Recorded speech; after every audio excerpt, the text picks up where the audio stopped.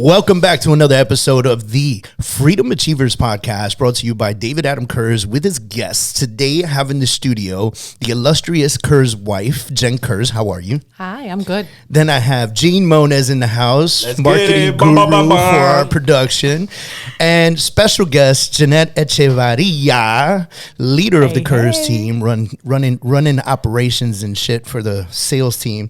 Thank you for being on the show today, by the way. I just want to point out that Jeannie almost didn't make it. But we're more important, so she made arrangements. She made arrangements, yeah. She almost didn't make it. She didn't see the invite. It was kind of my fault for not like saying, hey, I sent you an invite. But she didn't see the invite. Then she blamed it on her assistant, and then her assistant took the blame. I saw that too. You were like, Aiko, was that you? And Aiko was like, yes, ma'am, that was me. Wow.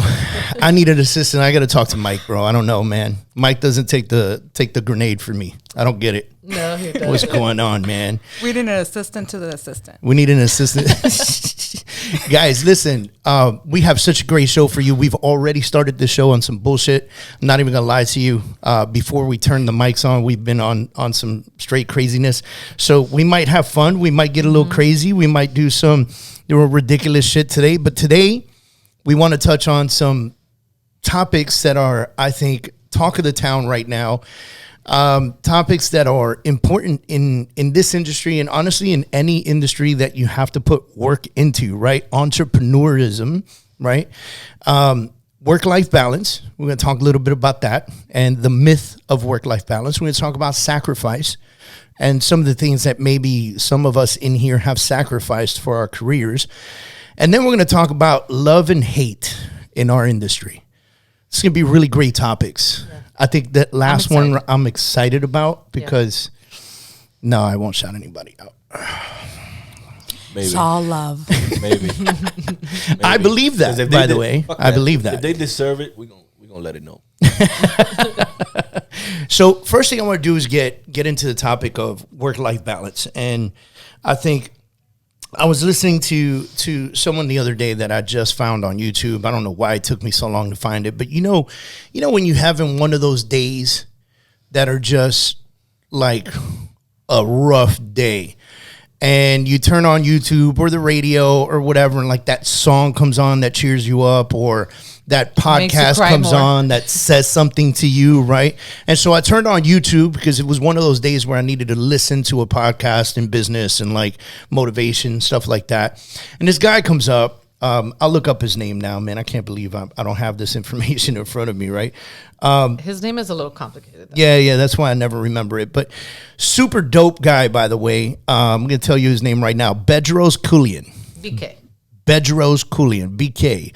Check out his podcast, man. He's got some really great information. He just started this new one, and I kind of went through the three of them back to back.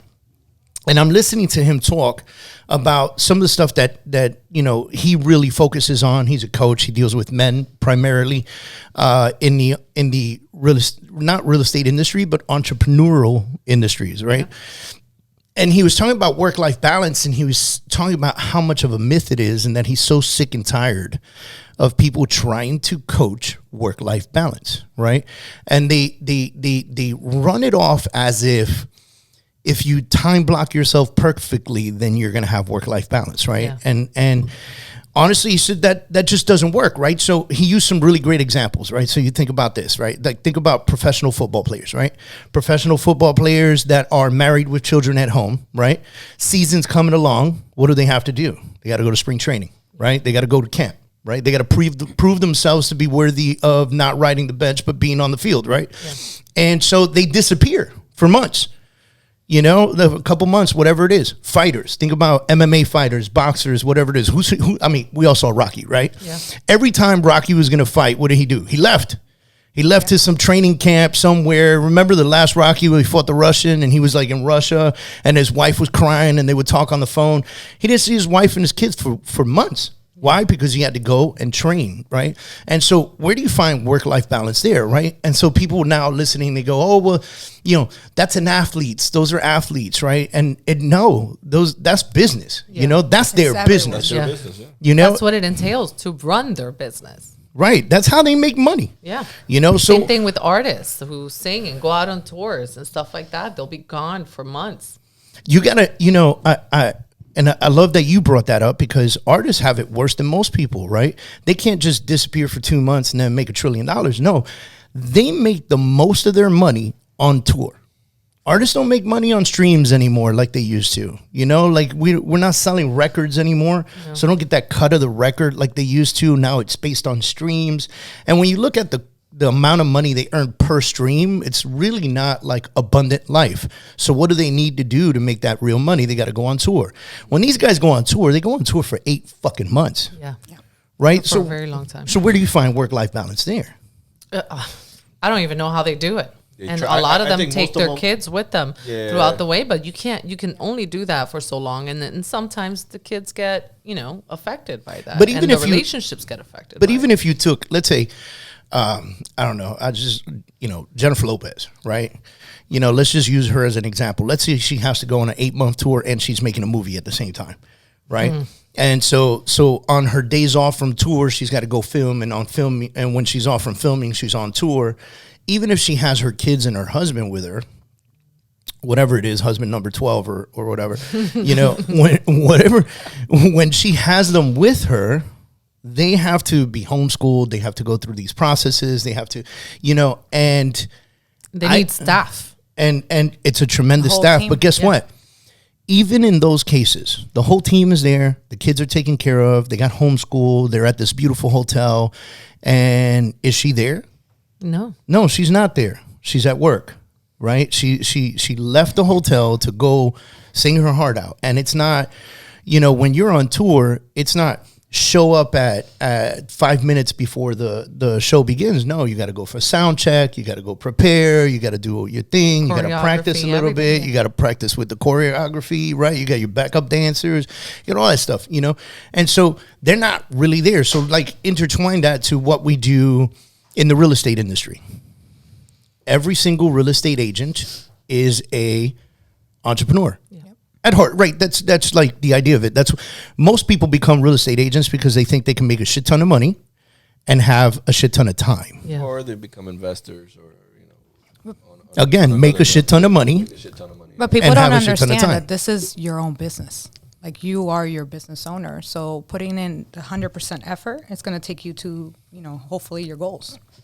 So it's interesting because when you say that 100% effort means you have 0% left for anything else. Anything else. Exactly. Right. So, and that's where people, where the math comes in all fucked up, right? Like I'm going 100 miles an hour. I'm going 100% on my business.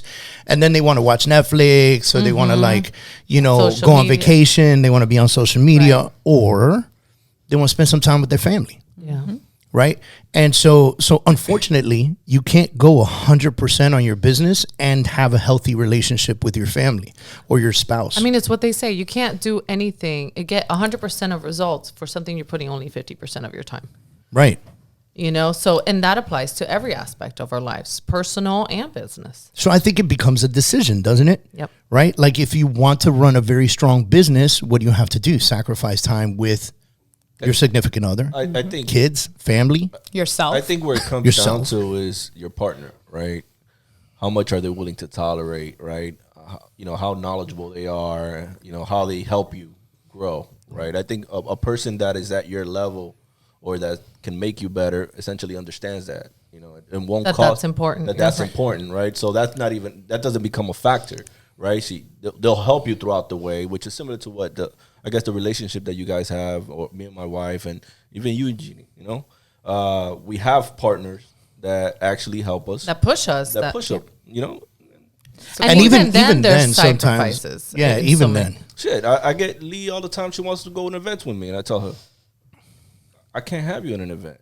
Or the other way around. She wants you to go to her events, and you can't do it either. So, it's a wanting to be together or be present, but then at the same time you can't. I heard you going to Wisconsin soon or something like that. She just texts me now too. No, she just texts me now and she wants me to go. She's like, the tickets are cheap. I'm like, here we go again. And I usually make the effort. I made the effort when I went to Vegas. right? I usually try to make. Yeah, but Vegas is kind of attractive. Like, hey, babe, I need you to come with me to Vegas. Nobody really okay. says, I want to go to Vegas. It's attractive, but I'm not with her. Yeah. Yeah. You know what I'm saying? Yeah, she's working. She's working throughout the day. So I'm there just eating shit, and maybe gambling a little bit, spending money, Shit never ends well, right? But, but like, for example, what I mean for events is like me on the filming side, right? Anytime I got to go film, like women's council events, I get people that tell me, oh, bring your wife, but what is she going to do there? She's going to stand there. She's She don't going to know feel anyone. the same way as you when you go to the events. Right. She's going to be like, well, he's working. I don't know anybody. You know what I mean? And not everybody is willing to make new relationships, especially outside of their realm, outside of their comfort zone or their type of business, so they really don't know how to engage in conversation with the people around them when you do those and it's things. different because like you go on an event with David, right? Mm-hmm. You guys are in a similar industry. Yeah. Right? We don't hang out together. He goes one We way don't. and I go yeah. another. And I think that was a decision, and this is where the decisions come in, right? Like, I always used to joke and say, I'm the president. I need to find my first lady, And because when you're the first lady of the United States, right, you have no other choice but to deal with the fact that your spouse is the president of the United States. And there are very small chances of you hanging out together for the next 4 to 8 years, right? Yeah. And so I always just say that. And then I saw this episode of I don't know what show, and it was about a president, first lady, and they were just so on the same wavelength. And they walked into this event and they looked at each other and they kissed each other and they said, I'll see you on the other side. I love and it was an understanding. He dreams about this stuff. Yeah, it was like legit understanding that she was going to go one way, he was going to go the other way. They were going to work the room. Mm-hmm. Yep. And then they were going to meet at the end so they can finally have that glass of wine together, right? And talk about what happened throughout the room. Yeah, and I always just, man, that's fucking awesome, And thankfully, I have that, right? Like, I have that. And Jen and I, we go to events together. And we split up. Yeah. Yeah, but that makes sense for you guys, right? In the sense because we work the room. No, and you guys are in the same industry, yeah. right? Me bringing Lee in to a real estate event, you know what I'm saying? Like, she doesn't know anyone. It depends. It depends. I will say this, and just, we might be getting into relationship shit here, but it depends what she decides as your wife, her role is at that event.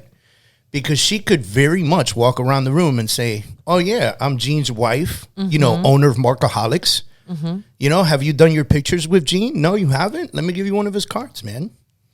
Right? Look at Alain. Big shout out to Alain, right? Alain Espinal, right? His wife is they just got married, I think like a year ago. Yeah. She is his right hand. He does real estate and he does life insurance. Right? And he has a big focus on the life insurance side of the business because he feels that he's helping people protect their homes and things of that nature. And so it's a perfect combination for him. And his wife is neither licensed in real estate nor licensed in life yet. She will be soon, but she's not yet. But right now she works with him as if she was. Yeah. I would have never known. I thought she was. Yeah. So it really just depends on, the role the person wants to take. Now, if you're at an event hustling and your spouse just wants to come latch onto your arm and block you from hustling, that's a conversation for you to have. Yeah. And that goes back to that work-life balance, right? Like, yo, we're not here to hang out. Yeah. Like, I love you, baby, but let's save this, what we're doing right now, for date night, and let's go grind it. I mean, there's times where I really... I have a mix of emotions with things. Sometimes I go to an event and I really want to work the room. And other times I go to events and I don't care to work the room, just because of whatever, my mood that day. And David has events that he does where he'll be speaking or a speaking engagement or something. And I just go to accompany him. And I'm probably not interested in working the room, but I tell him, go do your thing. And I'll be fine, like working my stuff and... You know what I mean? And being in my space, and eventually I'll engage in a conversation with somebody around me, you know, and it's okay. I guess the idea is realizing, you know, what's important in those scenarios. You know, you go to events, what's important? What's the reason of that event? You know, and being respectful of each other's work is really important, you know, and then, you know, even with that being said, the person who is working the room, not completely disregarding the presence of the other person, you know, so it's you know, so lack of balance, but balance. Yeah. And so here's the crazy part, right? So Bedros, the guy that we were talking about a little while ago, he said, instead of work-life balance, we should be working to achieve work-life mix. Mm-hmm. Right? And so that's literally what we're talking about right now. Whether your spouse is in the business or not, if you guys can work the room together, or you know your method, or you know your plan, or you know your place at that event, that's a work-life mix. Mm-hmm. It's not a balance, it's a mix. You're mixing home life with work life, right? And that becomes a big difference, because those of you that know me well know that I am uncomfortable if I don't have 4 or 5 projects on my plate at one time. 4 or 5? You mean 10, 11? I gave it a minimum, guys. I gave it a minimum, right? But I enjoy having these, as stressed out as you get sometimes and things of that nature. I don't know if I can operate any differently. I think if I had 1 project on my plate, I would be bored. Yeah, well, you'll get through it really fast and you'll be bored. But I keep telling you, it might be a good idea to focus on finish one. To finish it and then focus on one 100%. Hey, hold on a second. But we do finish our projects. We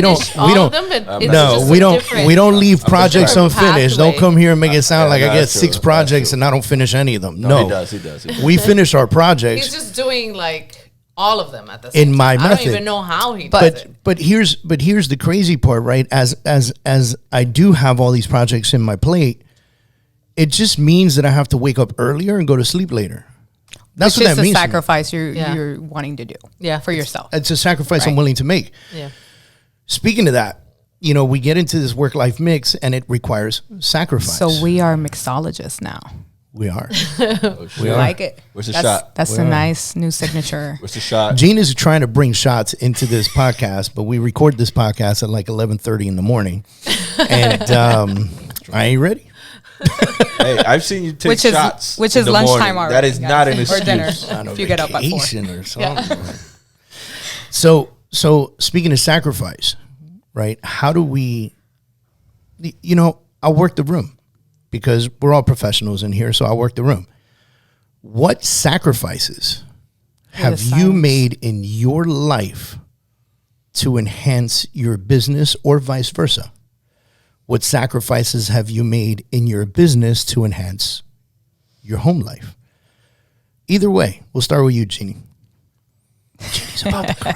That's a really heavy question. I mean, honestly, a lot of us get into this industry not knowing what it takes to really get it done, honestly. And then life takes over, right? Or life and your mix, right? Your mix of life and your work, and it just consumes you, honestly. If you're really dedicated and you put your clients first or you put your business first because you want to achieve those goals and you know, set yourself aside from the rest of the people in the industry, it comes with a cost, right? So for me, I think early in my career, I think my health, definitely I was really into MMA with my family. That's something we did as a family, but also for my health.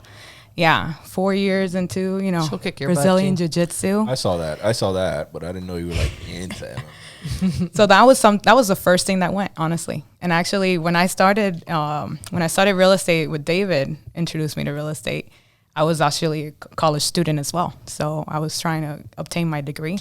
So guess what? Have not finished that. No degree. Gained a lot of weight. Welcome to real estate. So and then real estate, you know, and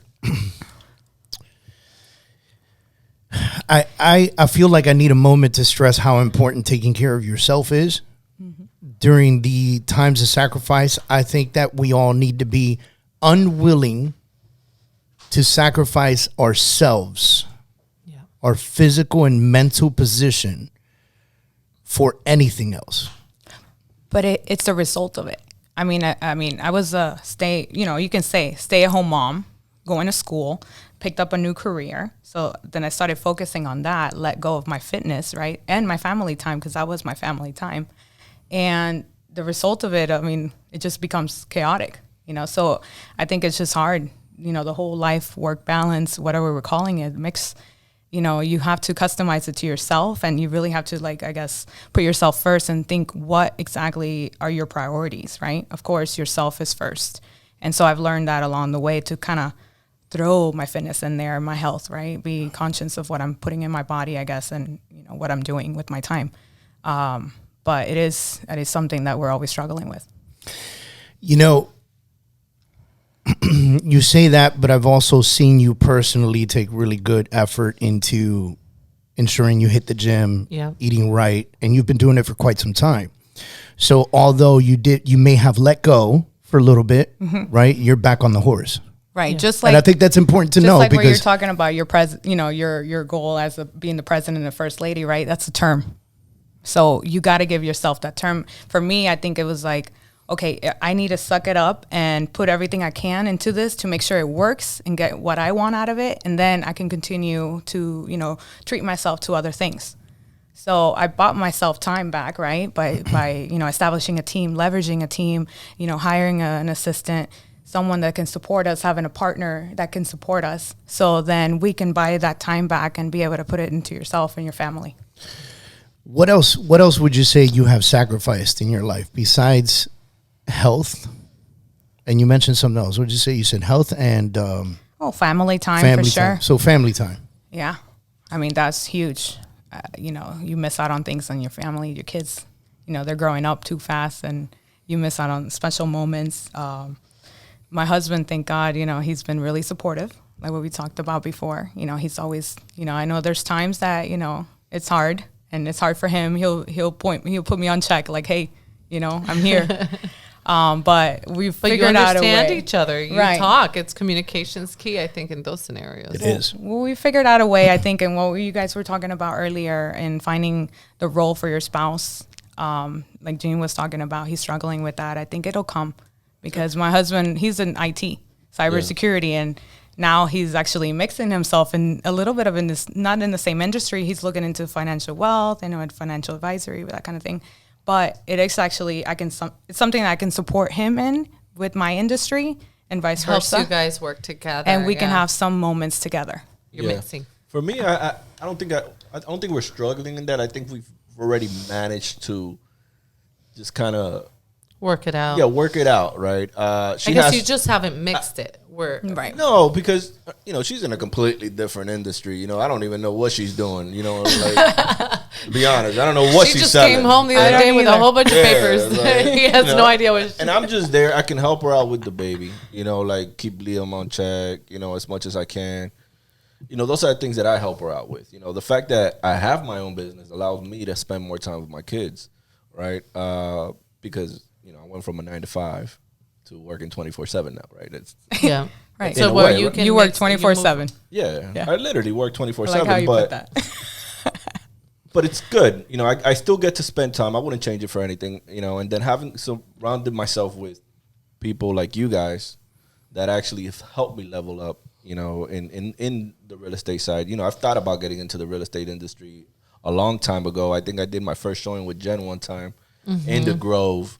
And I think David's brother was there too, Alex. Yeah. You know, and that was a long time ago. That was a long time ago. I never got my license. I ended up pursuing the photography, and that went well. Yeah. Right. But coming from IT to actually give that up because I would, you know, it was a stable, you know. Yeah, it was stable. You know, it was good money, whatever.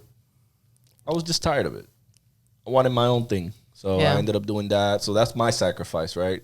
And Lee was there to help me out through it. You know, like she was very supportive throughout the entire way. Throughout the whole entire way. Still is. She still is. You know, like shit. She supports. I don't think you actually need to know what your spouse does every day to be supportive of what they do, right? That's what I'm saying. Said it. Yeah, especially when they're in IT. No, you don't know. You don't know what and I he help just her, presses the space bar. You know, I help her with whatever I want. You know, essentially that's what I'm saying. Like I don't need to know what she's doing to help her out, even mentally. You know, like you guys know I'm a positive guy usually. You know, I would say 98% of the time, right? So just being supportive on that end, trying to take her out, her mentality, because she's very strong character. I'm the soft guy, right? So I get having her transition to that, and you guys don't see that side of her, but she's really, with me, she's like attached, like un chicle, bro. Chicle is gum. Yeah, and so that being said, what sacrifices can you immediately recognize going from 9 to 5 to 24/7?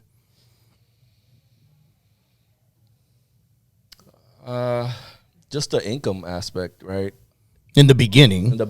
Yeah. I think that was tough in the beginning, to get started, but the grind was always there. And again, I was surrounded by people who always helped me out. And I think that's important. You can't make a transition without, knowing that you can do it, right? So David was able to help me out. I started off the marketing director, right? And I kind of ended up building my clientele through that first. Yeah. Right? And then it was a good buffer. Yeah, it was a good buffer. So, and then, with the real estate side, it's still something that I'm practicing. Well, you're working on it. It's work in progress. Real estate is not the easiest industry. He's being humble. He is killing it. 3 transactions, I think, in like 2 days. The last 2 days. So, it's a teamwork thing. Like I do things that David doesn't want to do. Right? And I'm 100. I'm good with that. Like I know he's good with the contracts. Dude, handle that shit. That is your shit. You know what I'm saying? I'll do everything else. Just yeah. A lot of it is I don't know what to do. So he ends up you're doing it because David is a go-getter. So David is like, I don't want to fucking waste time. I'm just gonna get it done. I was like, but wait for me. Let me see what you're doing. Can't. All right. So Jen, let's get with you because you moved here, moved to the state of Florida, moved back to the state of Florida, got your real estate license, got out of, this is before us actually. You had a job. Before that, you were a homemaker, right? So now you go into entrepreneurial business, you get into real estate. From that point to today, because I think you've been doing this, 8-9 years or something like that, right? Almost 10, yeah. What sacrifices can you immediately recognize just based on trying to create that work-life mix? I think there were sacrifices in both spaces. When I first started and I really went gung-ho on real estate, I was in transition. I was going into a divorce, and it was the first time in my life that I was going to live by myself, and now trying to live by myself with 2 little girls, So that was, talk about motivation to get something done. So I went into real estate with that first. And so I didn't make all that money at the beginning, but I made enough to cover my household for at least a year with the girls. And then throughout that time frame, eventually I met you, but there was a sacrifice at the beginning, sacrifice with being available for the girls and having to have family around to help me with picking up the girls, and then equally with the business. There were certain things I couldn't do, which is why I couldn't make that much money either, because I couldn't be at business the whole time because I can only get so much support, and I was by myself, and I had to figure out how to, go and get my girls, which were about 30 to 40 minutes away from where I worked, from the office that I was in.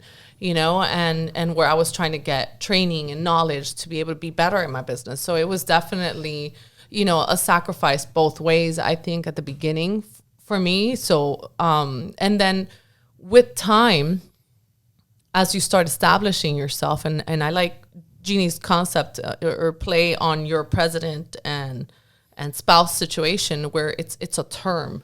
So eventually you start putting in more time, and it's just a term, a period of time that you just put in that much more effort into your business in order for your business to grow. And in entrepreneurship, in real estate, because it's entrepreneurship, those efforts, they trickle down. It's like a snowball, right? So, you won't see immediate income right away. A lot of times it's going to take a few years, 1 or 2 years. I would say by my 3rd year is where I felt like I was more established, and I was able to generate a decent income and have a decent clientele. And then I was able to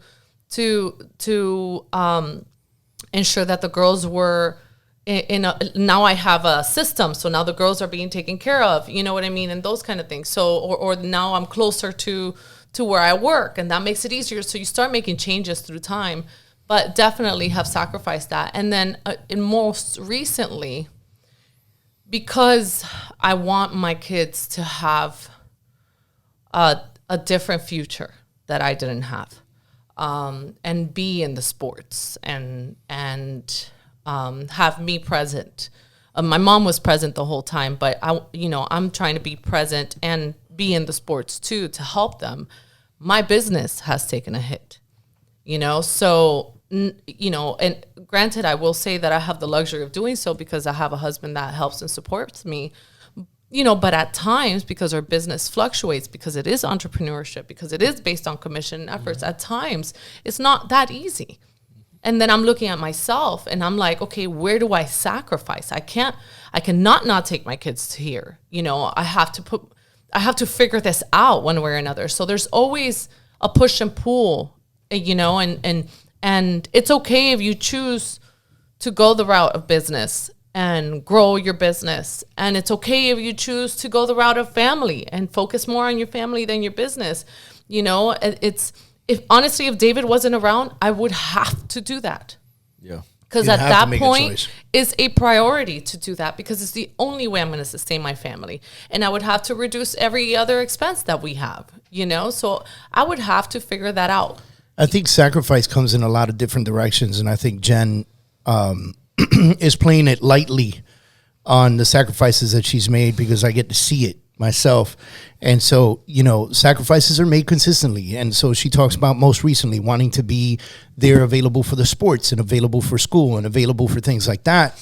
And she mentions how her job takes a hit. Well, there's a lot of things because she also has a commitment to me. And let's just be very honest, right? The relationship is very, very important, right? You have to ensure that you have a strong relationship at home or nothing else works, right? And so when you think about that, that means that she also has to find time in between volleyball, in between art classes, in between school things, in between trying to, do mortgages.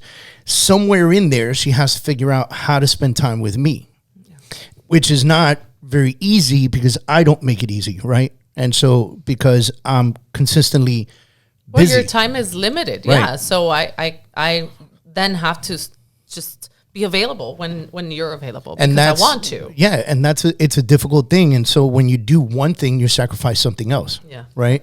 I think, I've been doing this for a long time and I mean, I could talk about sacrifices I made when I was in the Marine Corps to entrepreneur, and so here we are, growing businesses. And when one thing starts looking good, I like to start opening up another one. And then when that starts looking good, I like to open up another one. So I'm always at the start of something and the finish of another.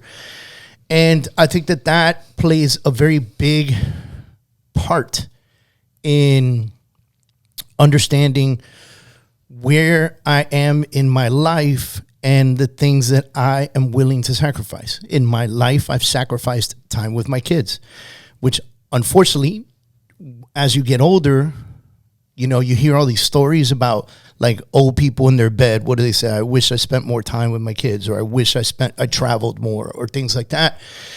But, I think people say that because they're in their old age. I think when they were working, they were having fun, and I think a lot of entrepreneurs are truly enjoying themselves in what they are doing on a daily basis.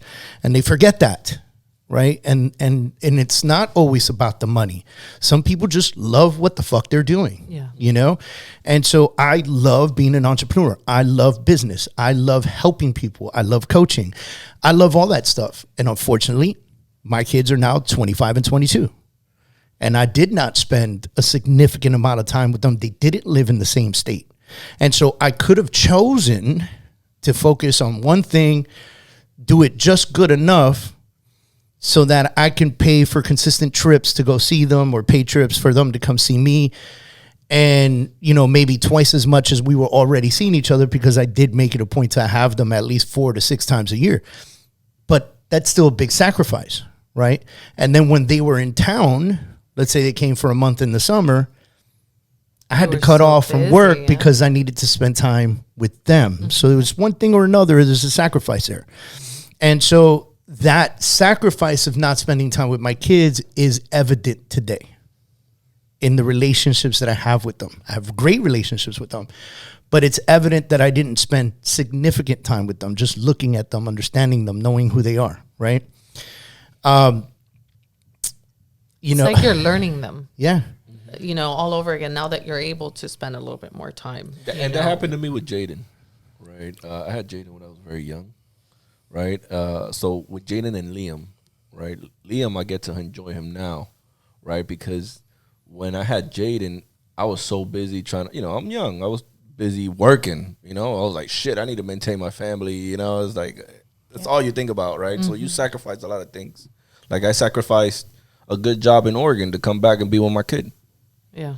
You know, and you know, I was working for a hospital. I was doing IT. I was doing good.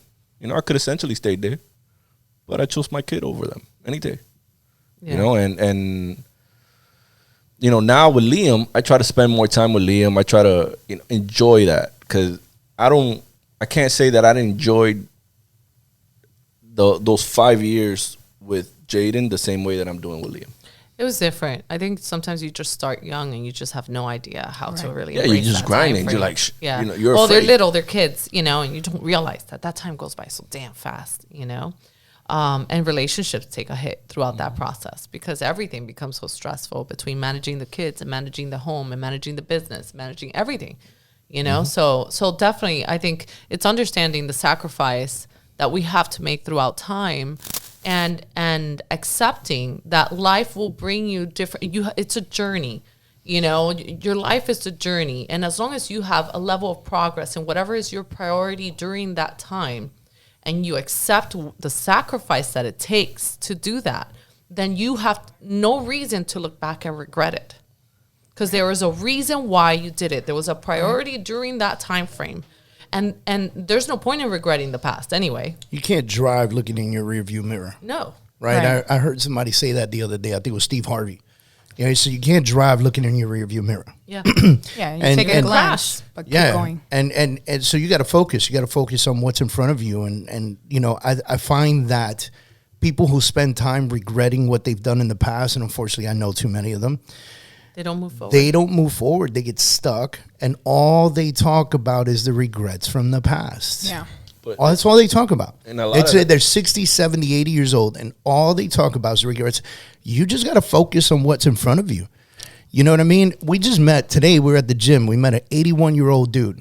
Oh, my gosh. He was working out. Dude's fit, working out. He's in shape. No. He's working out at the gym. And he says, you know, I started this, what did he say, like 11 years ago or something? Mm-hmm. He goes, I started coming to the gym 11 years ago when I retired. It's the best thing I ever done. I'm 81 years old, best shape of my life. Yes. Nice. And I was like, that's impressive. Yeah. That guy does not look like he's regretting anything. No, he moves around. Right now. He does so many things, you know, and it's like you know, obviously he's older. You can see it in his face, but he doesn't feel, you know, when you know somebody is like, oh, I'm 81 years old, and like they're like, everything's falling apart, yeah. Right? But why is everything falling apart? Because they've quit on themselves. Yeah, they quit on themselves, and I think mentally and physically. By the way, entrepreneurship teaches you to grind, right? A lot of people who you hear, I don't know that it teaches you to grind.